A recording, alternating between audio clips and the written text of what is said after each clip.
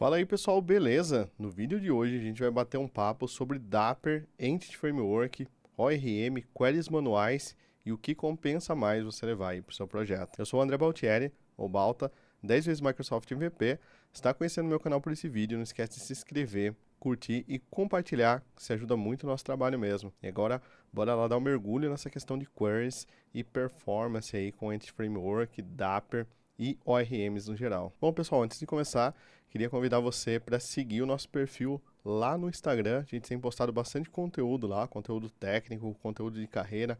Tá bem legal o nosso perfil lá, então dá essa força aí pro Balta, segue o nosso perfil lá, que eu tenho certeza que vai agregar muito aí para sua carreira. E não esquece também de seguir a nossa página no LinkedIn, tem muito conteúdo que a gente tem postado lá também, relinkado vagas aí para vocês. Se você está procurando uma locação, está procurando uma nova oportunidade ou um novo desafio aí, com certeza você tem que seguir o nosso perfil lá no LinkedIn, não só para ficar antenado em .NET, mas também no mercado, tá bom? E não esquece que eu tô todos os dias lá no Discord do Balta, então vem fazer parte da nossa comunidade aí. Estamos com 6.400 pessoas lá, tem crescido bastante e é muito legal estar por perto de vocês. A gente sempre tem discussões muito legais lá, tá? Vale muito a pena.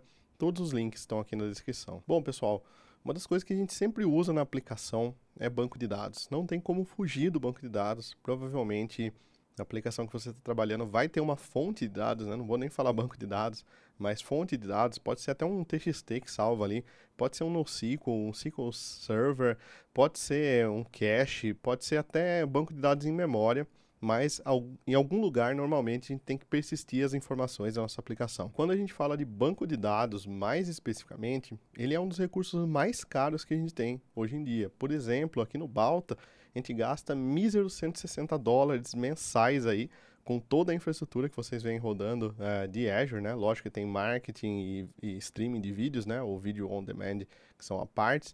Mas toda essa infra do site que vocês consomem aí gasta, em média, $160 no Azure aí por mês, né? É um gasto pequeno pelo tanto de alunos que a gente tem. A gente usa algumas estratégias aí que, se vocês quiserem saber, eu comento melhor com vocês depois.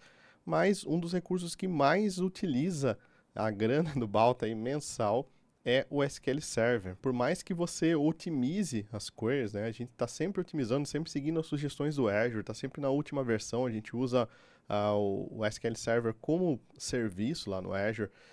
Mesmo assim, mesmo com tudo otimizado aí, com uma estratégia de cache boa, ele ainda é um serviço caro, tá? Mas isso é normal, os bancos de dados normalmente eles são caros. Se você olhar para Oracle, para MySQL, para Postgres, N outros bancos aí que estão sendo vendidos, que são vendidos como serviço, eles vão ser um pouco mais caros. Como resultado disso, quanto menos você utilizar esse recurso, melhor. Então, se você quer salvar, por exemplo, imagens, blobs, né, arquivos, coisas mais pesadas, o banco com certeza é um item que você tem que ponderar muito bem aí se você quer salvar isso no banco, porque consequentemente tudo fica mais caro, né? O storage no banco é mais caro, a transferência é mais caro, tudo é mais caro.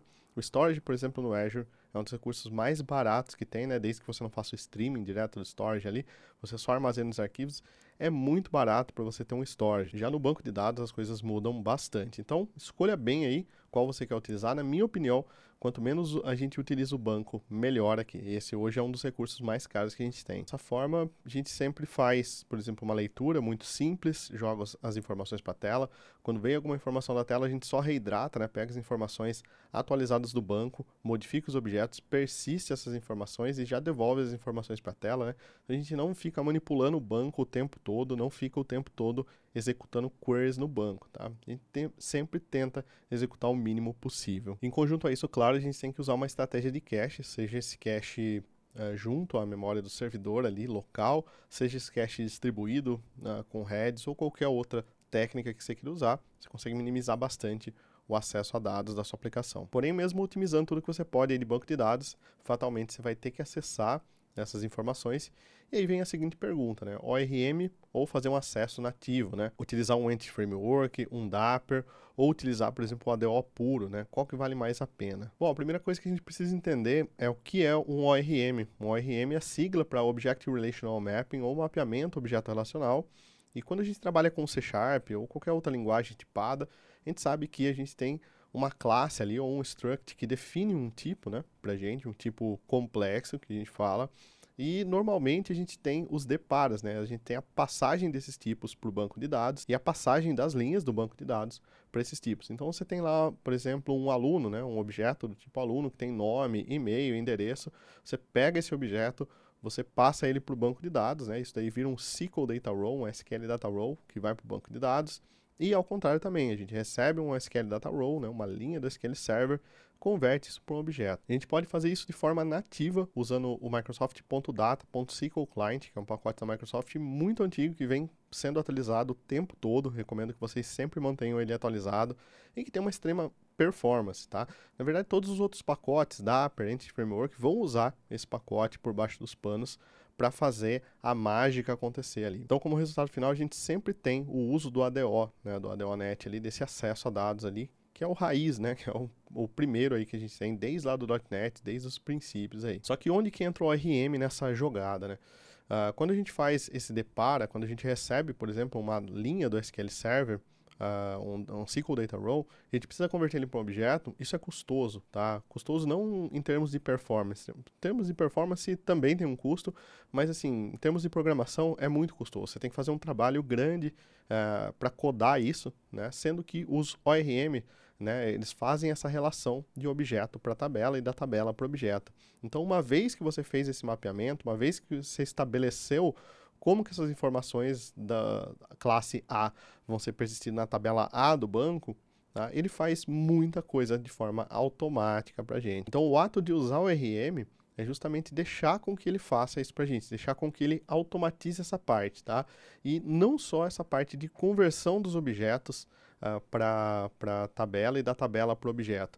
Ele também tem a capacidade de fazer consultas, tá? Tanto escrita, né? O create, read, update, delete ali, ele consegue fazer isso tudo de uma forma automágica pra gente, né? Então a gente quase não escreve query, né? Não escreve select, insert, update, nem nada no banco quando a gente usa um ORM. A grande desvantagem disso tudo é que essas queries, né, essas consultas aí, principalmente as buscas, né, elas ficam muito ocultas pra gente. A gente não sabe o que está acontecendo por baixo dos panos, né? Embora dá para você inspecionar ali, mas normalmente a gente nem inspeciona, manda salvar e assim por diante. Como pontos bons, se você alterar um objeto, por exemplo, você pode executar uma migração, isso já reflete no seu banco, você não precisa ficar caçando, né, em texto puro, aonde você tinha uma coluna X e agora não tem mais, onde você adicionou uma nova coluna ali para uma determinada tabela. Então ele já faz isso tudo de uma forma automática e em tempo de compilação da sua aplicação. Então essa é uma parte muito legal dos ORMs também. Então de um lado você tem muito mais praticidade e do outro lado você tem muito mais controle. Quando a gente fala de ORM, tem dois caras que se destacam muito no mercado, o Dapper e o Entity Framework. Tá? Eu vou começar pelo Dapper, que é o mais simples. O Dapper ele nem é classificado como um ORM, ele é classificado como um micro ORM, porque ele é uma biblioteca mais simples. Na verdade, tudo que o Dapper faz é pegar um SQL Data Row e converter para um objeto. Só isso, tá? O Dapper não monta suas queries, embora você possa usar o Dapper Contrib, né? Assim como você pode usar o Dapper Migration para gerar migração, o Dapper Contrib você pode usar para gerar suas queries aí para você. Mas são pacotes que eu considero aí que são separados do Dapper, são extensões do Dapper aí, que vão tornar ele mais parecido com o Entity Framework. Então eu sempre encaixo a parte do Dapper nessa questão de performance, porque você tem mais controle, né, visto que você vai usar o Dapper puro e você vai escrever sua query. Como vantagem de usar o Dapper, você não precisa ficar passando todos os parâmetros que você recebe de um data row para um objeto. Isso obviamente vai dar um boost aí na produtividade, né, na hora que você estiver codando as coisas, mas ainda não é 100% do que o Entity Framework faz, como, por exemplo, gerar todas as queries. O Dapper ele acaba sendo a minha primeira escolha quando eu tenho coisas muito simples para fazer. Então, quando eu não quero trazer, por exemplo, todo o Entity Framework, não quero nem fazer mapeamento de tabela, eu vou e faço as queries ali direto utilizando o Dapper. Eu acho que é muito mais direto, muito mais rápido para as coisas acontecerem do que quando a gente tem Entity Framework, por exemplo. O Entity Framework, ele é um framework ORM, assim como a gente tem o ASP.NET, que é um framework, o Entity Framework também é um framework, né? O nome dele já diz. Então ele é um conjunto de bibliotecas, então ele vem muito mais coisa do que o Dapper. Consequentemente, ele faz muito mais mágicas do que o Dapper. A gente consegue com o Entity Framework criar um Create, Read, Update, Delete muito simples, muito fácil, muito rápido. Isso porque ele já gera todos os inserts, updates, delete e select pra gente. Você não precisa escrever código nenhum quando você está usando o Entity Framework. Você pode literalmente abstrair o SQL da sua vida. Só que isso não necessariamente é algo bom, tá? Porque algumas queries, de fato, elas precisam ser otimizadas. Eu concordo que muita coisa pode ser feita no Entity Framework, muita coisa tem que ser feita de forma muito rápida e eficiente, como por exemplo as telinhas de menu lá, cadastro de categoria, unidade de medida, estado civil, entre outros, são coisas que não agregam nada para o negócio. Você pode gerar isso tudo até com scaffold aí dentro do ASP.NET em minutos, tá?